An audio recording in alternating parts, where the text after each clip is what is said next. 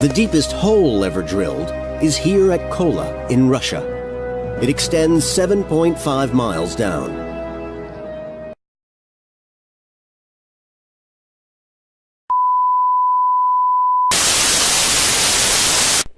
We interrupt our program to bring you this important message. A slightly squashed sphere with a heavy metal core and a lighter surface crust. But the Earth's mantle doesn't even begin until about 35 kilometers below the surface. The mantle then continues for another 2,800 kilometers, the center of the inner core more than 6,300 kilometers below the surface. It's a silicate rocky shell and about 2,900 kilometers thick. The mantle consists of the upper mantle and the lower mantle. The upper mantle has different regions too. Its upper part, which is viscous and carries the crust, is called the lithosphere. After that, there comes the asthenosphere, which consists of less mobile, mostly solid material. The lower mantle reaches deep down to the outer core of Earth. Earth's outer core is a liquid layer of iron and nickel, about 2,266 kilometers thick. Temperatures vary from 4,000 degrees Celsius to 5,700 degrees Celsius. And in the center is the inner core. It's mostly solid, a ball made of an iron-nickel alloy, with a radius of about 1,200 kilometers, 70% the size of the moon, and about the temperature of the surface of the sun. It is slowly growing. The deepest hole ever drilled is here at Kola in Russia. It extends 7.5 miles down.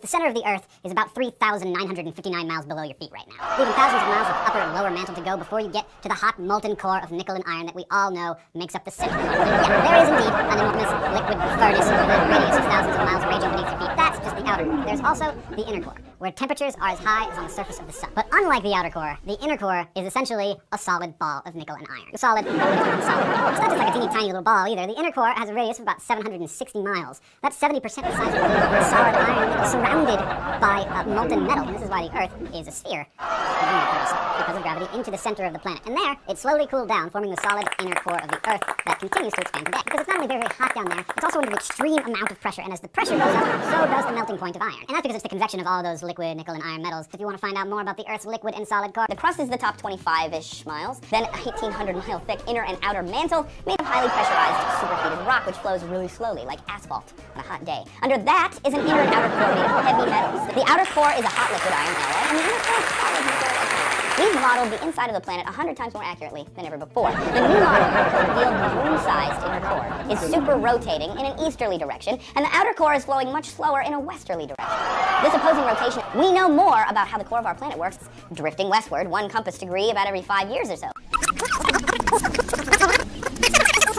The deepest hole ever drilled is here at Kola in Russia. It extends 7.5 miles down.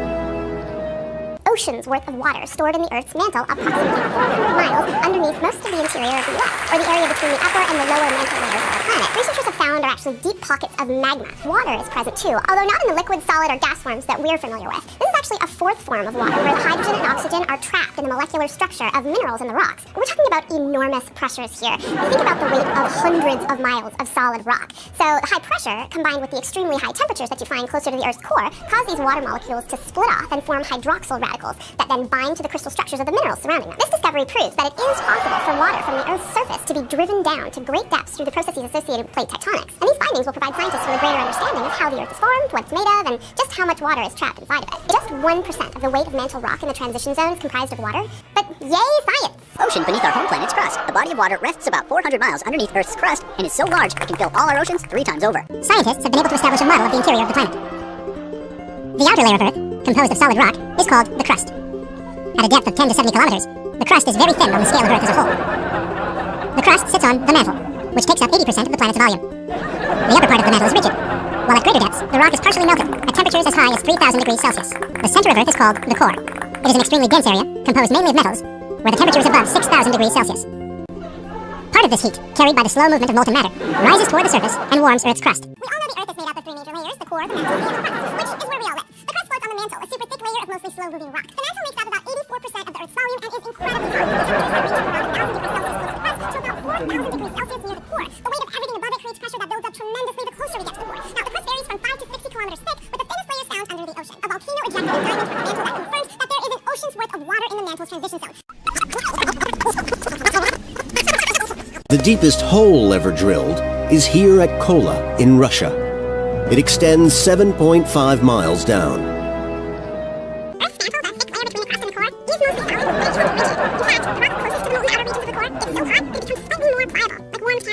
Inside this lithosphere, large electrical currents flow in complicated patterns. They cause a magnetic field, sort of stabilizes itself according to... But yay, science!